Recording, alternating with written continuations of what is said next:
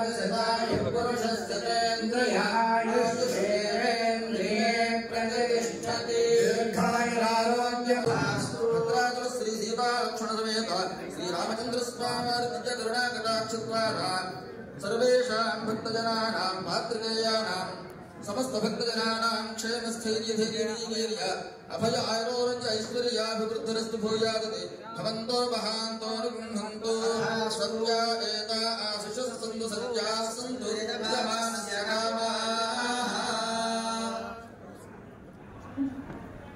ఈ సాంప్రదాయాన్ని యువకులు కొనసాగించడం చాలా సంతోషంగా ఉంది మా జర్నలిస్టులందరికీ కూడా. అంతేకాకుండా ఈ ఉత్సవాలని జిల్లాలో ఉన్నటువంటి అధికారులందరూ కూడా మంచి సమన్వయంతో ఏరు ఫెస్టివల్ తీసుకొచ్చేసి ఒక మంచి కళను తీసుకొచ్చారు. ఈ సందర్భంగా మా జర్నలిస్టు అందరి తరఫున కూడా అధికారులందరికీ కూడా పేరు పేరున కృతజ్ఞతలు తెలియజేస్తున్నాం. ఆ పాత్రికేయులందరినీ కూడా ఇక్కడికి పిలిపించి ఈ రకమైనటువంటి అభినందన కార్యక్రమాన్ని ఏర్పాటు చేయటం చాలా సంతోషం అనిపించింది. మరి ఇదే సాంప్రదాయం భవిష్యత్తులో కూడా కొనసాగాలని, ముఖ్యంగా ఈనాటి మహోత్సవం ముక్కోటి మహోత్సవం చాలా అంగరంగ వైభవంగా నిర్వహించారు మీ సారథ్యంలో. సరే, రెవెన్యూ పరంగా జిల్లా కలెక్టర్ గారి పరంగా వారు చేసేటువంటి పనులు వారు చేశారు. వారు కూడా బ్రహ్మాండంగా ఈ ఉత్సవాలను విజయవంతం చేయడానికి ముఖ్యంగా జిల్లా కలెక్టర్ గారు మరియు పోలీస్ శాఖ నుంచి ఎస్పీ గారు మరియు ఐటీడీ నుంచి ప్రాజెక్ట్ ఆఫీసర్ రాహుల్ గారు మరియు ఆర్టీఓ గారు, వారి బృందం, అధికారుల, జిల్లా అధికారులు, వివిధ శాఖల యూనిట్ అధికారులు అందరూ కూడా చాలా బాగా కష్టపడ్డారు. ఇక మీ గురించి అయితే చెప్పాల్సినటువంటి అవసరం లేదు. యువ మేడం గారు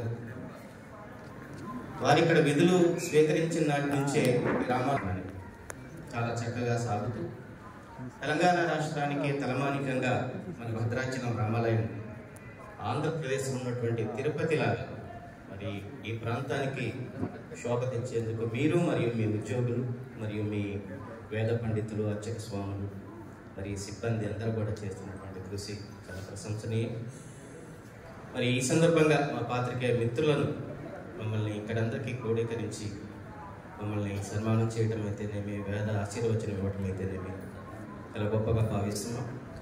ఈ సందర్భంగా మీకు అందరికీ కూడా ప్రత్యేకమైనటువంటి కృతజ్ఞతలు తెలియజేస్తూ రాబోయేటువంటి కాలంలో కూడా ఇదే కోఆర్డినేషన్ అందరం కూడా ఇక్కడ వచ్చేసినటువంటి పాత్రికేయ మిత్రులు కూడా ఏమీ ఆశించకుండా, ఎందుకంటే ఇక్కడ దాదాపు 25-30 సంవత్సరాల సీనియర్ పాత్రికేయులు ఉన్నారు, తర్వాత ఇంకా జూనియర్ వచ్చినటువంటి వాళ్ళు ఉన్నారు. వీరంతా కూడా రాముడు అంటే బాగా ప్రేమ, భక్తి. మా అందరికి కూడా అదే ప్రేమతోని ఇన్నాళ్ళు రాముని వార్తలు రాస్తున్నాం కాబట్టి బహుశా రాముడే మమ్మల్ని చల్లగా చూస్తున్నాడేమో అనిపిస్తూ ఉంటుంది.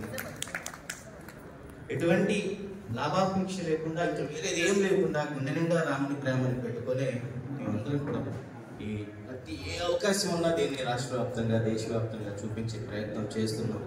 ప్రసారం చేయటం కానీ, ప్రచురితం చేయటం కానీ ప్రతి ఒక్కరు కూడా చేస్తున్నాం. మరి ఈ కష్టాన్ని మీరు గుర్తించినందుకు నిజంగా చాలా సంతోషంగా ఉంది. రెవెన్యూ పరంగా సరే వారు ఎలా గుర్తిస్తారు, ఏం చేస్తారు అనేటువంటి తర్వాత విషయం అయినప్పటికీ కూడా మీకు ప్రత్యేకంగా కృతజ్ఞతలు తెలియజేసి అవకాశం ఇచ్చినటువంటి పెద్దలకు అందరూ కూడా నమస్కరిస్తున్నాను. మంచి చేసినప్పుడు జనరల్గా పాత్రికేయులందరూ మంచిగా అర్థం రాస్తున్నారు. ఇంకోటి ఏంటంటే తప్పు రాసినంత మాత్రాన రిపోర్టర్ తప్పు అని కూడా అనుకోకూడదు. మేడం తప్పు జరిగితే తప్పు రాస్తారు, మంచి అయితే మంచి ఉంటుంది. దయచేసి ఇది మాత్రం దేవస్థానం ఉద్యోగులు, వైదిక సిబ్బందికి అందరికి విన్నవించుకుంటున్నాం. ఎందుకంటే మాకు వ్యక్తిగతంగా ఎవరి మీద ఏమీ ఉండదు. రెండోది ఏంటంటే మాకు రాముడు ముఖ్యం, మాకు వ్యక్తులు ముఖ్యంగా, వ్యక్తులు ప్రధానం కాదు. ఉంటారు, ఈరోజు శ్రీధర్ ఉంటాడు, పోతాడు, కానీ వ్యక్తి మన రాముడే మనకి శాశ్వతం. ఇంకొకటి ఏంటంటే మేడం, మనం కార్యక్రమాలు అవి చేసేటప్పుడు ఇప్పుడు మనం భవిష్యత్తు ఇప్పుడు నెక్స్ట్ మంత్ ఉంది మేడం, మనకి ఏంటంటే వాగ్గేయకారోత్సవాలు ఉన్నాయి. మనము మంచిగా ఇప్పుడు మోహన్ కృష్ణ గారు ఉన్నారు మేడం, సంగీతంలో చాలా నిష్ణాతులు. వాళ్ళు మోహన్ కృష్ణ గారు అంటే బాలమురళీ కృష్ణ గారి శిష్యులు. అట్లాంటి వారిని, ఇంకా మంచి మంచి వాళ్ళని, శాస్త్రీయ సంగీతం పాడే వాళ్ళని తీసుకొచ్చి మనము ఇట్లా చేస్తే బాగుంటుంది అనేది నా ఉద్దేశం. ఇంకొకటి ఏంటంటే మేడం, మొక్కుబడిగా కాకుండా ఏదైనా మేడం మొక్కుబడిగా కాకుండా వాగ్గేయకారోత్సవాన్ని ఒక అంకిత భావంతో చేయాలి. అంటే ఇంకొకటి మేడం, అన్నిటికంటే ముఖ్యమైనది ఏంటంటే దేవస్థానంలో ఈవోలుగా వస్తున్న అధికారులు వాళ్ళు ఏంటంటే కొన్ని సందర్భాల్లోనేమో ప్రెస్ మీట్ పెడతారు, కొన్ని సందర్భాల్లోనేమో ప్రెస్ మీట్ పెట్టరు. కానీ వాస్తవంగా నా యొక్క ఆలోచన ఏంటంటే మనకి 12 నెలల్లో ప్రతి నెల ఒక ప్రెస్ మీట్ పెట్టాలి. ఏంటంటే ఈ నెలలో మా దేవస్థానం ఆధ్వర్యంలో ఇట్లాంటి కార్యక్రమాలు చేస్తున్నాం. ఇవి ఉన్నాయి, నమ్మాళ్ళవారి పరమపదోత్సవం కావచ్చు, లేకుంటే తిరుమంగళ గారి పరమపదోత్సవం కావచ్చు, లేకుంటే ఈ కార్యక్రమాలు కూడా చేస్తున్నాము. ఇట్లాంటివన్నీ మనకు తెలియని వాటిని, ఎందుకంటే ఈవో గారి నోటి నుంచి వచ్చే మాట ఏ అధికారులు ఉన్నా కూడా వాళ్ళు చెప్పే మాట ఒక పేపర్లో రావడానికి ఆస్కారం ఉంటుంది మేడం. మేము రాసిన దానికి ఈవో గారు చెప్పిన దానికి ఒకటి ఉంటుంది. ఎందుకంటే దాదాపు అన్ని పేపర్లలో కూడా అది కవర్ అవుతుంది, అన్ని ఎలక్ట్రానిక్ మీడియాలో కూడా వస్తుంది. ఎందుకంటే రీజనల్ జాయింట్ కమిషనర్ హోదా ఉండే అధికారి గారు ఇక్కడ ఉంటారు కాబట్టి. కాబట్టి ప్రతి నెల ఏమైనా జరిగే కార్యక్రమాలు, తర్వాత ఆ నెలలో మనకి ఇప్పుడు నాకు తెలిసి దేవస్థానం చరిత్రలో అది మొన్న చెప్పిందే మేడం.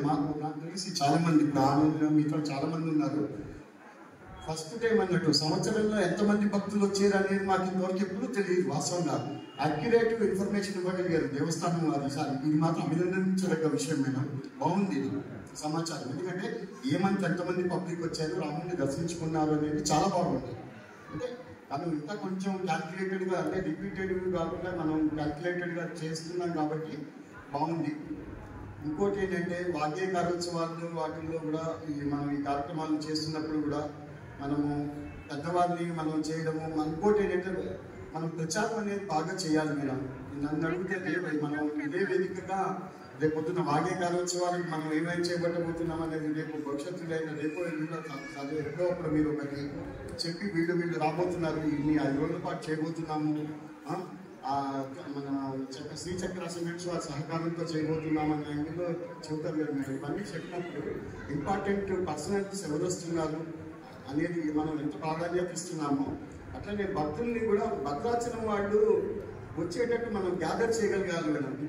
ఈ కార్యక్రమాలు చేసేటప్పుడు కనీసం ఒక 100 మంది ఎంతమందో ఈ హాల్లో ఉండేటట్టు చూసుకుని, కొంచెం ఎక్కువ మంది ఉండేటట్టు చూసి వాళ్ళందరినీ మనం రాగలిగేటట్టు చేయాలి మేడం. ప్రతి వాళ్ళు అది భద్రాచలం వారు ఎట్లా రావాలి ఏంటి అనేది అది తర్వాత అంశం మేడం.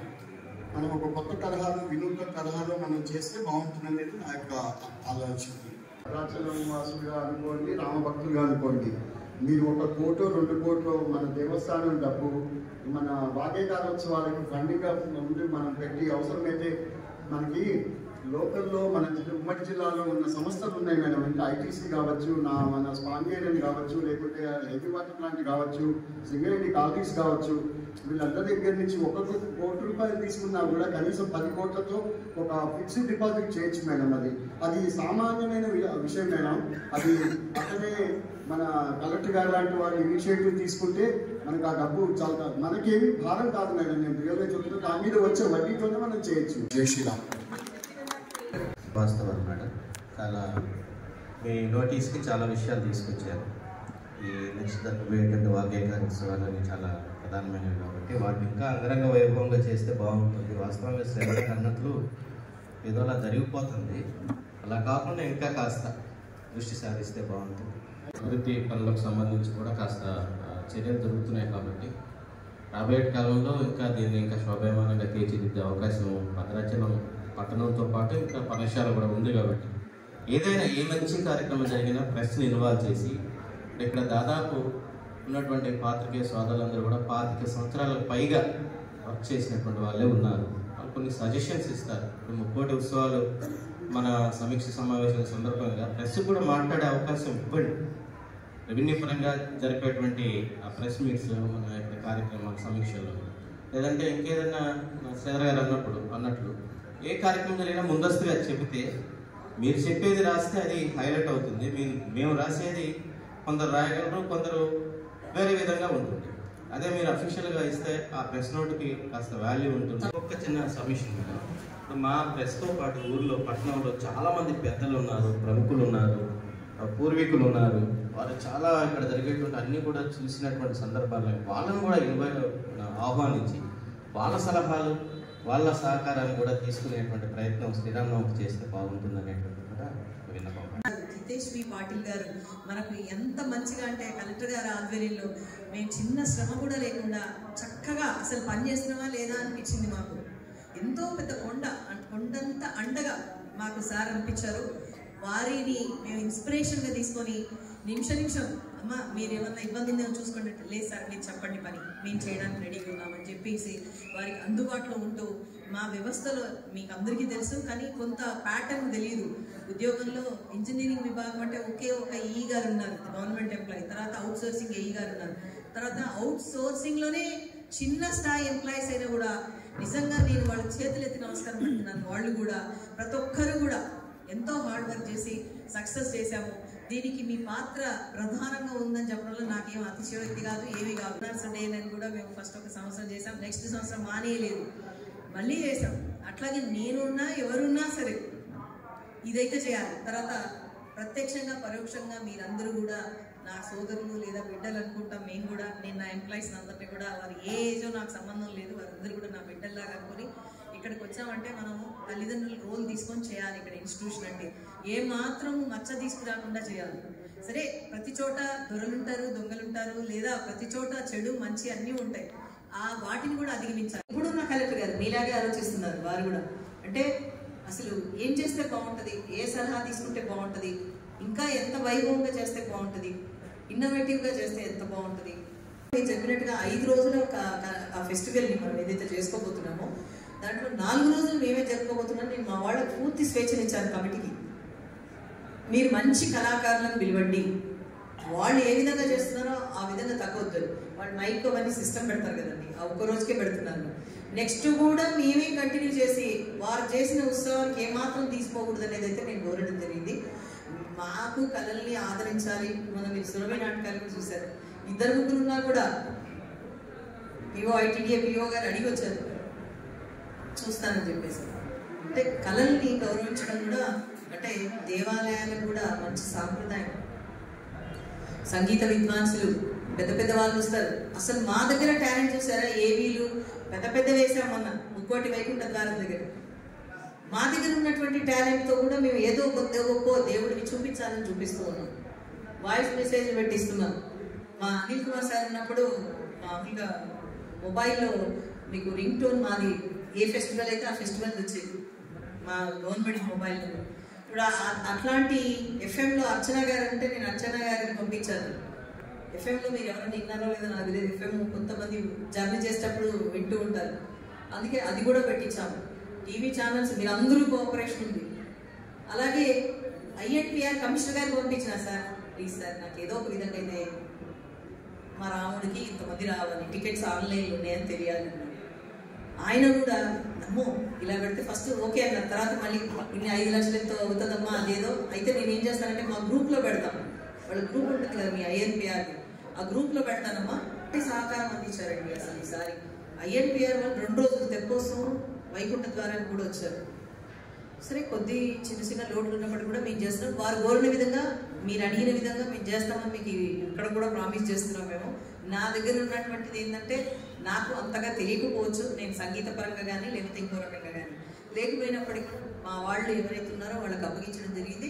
చక్కగా కార్యక్రమాలు నిర్వహిస్తాం మేము, ఈసారి కూడా లోటుపాటు లేదు. అట్లాగే ఇప్పుడు కూడా మీరు అందరూ చెప్పిన విధానాన్ని మేము స్వీకరిస్తాము. మీరు ఫ్యూచర్లో కూడా మీరు ఏమైనా సలహా ఇవ్వాలనుకుంటే మామూలుగా వచ్చినప్పుడు కూడా ఇవ్వచ్చు, లేదా చిన్న మెసేజ్ ద్వారా తెలియజేసినా కూడా.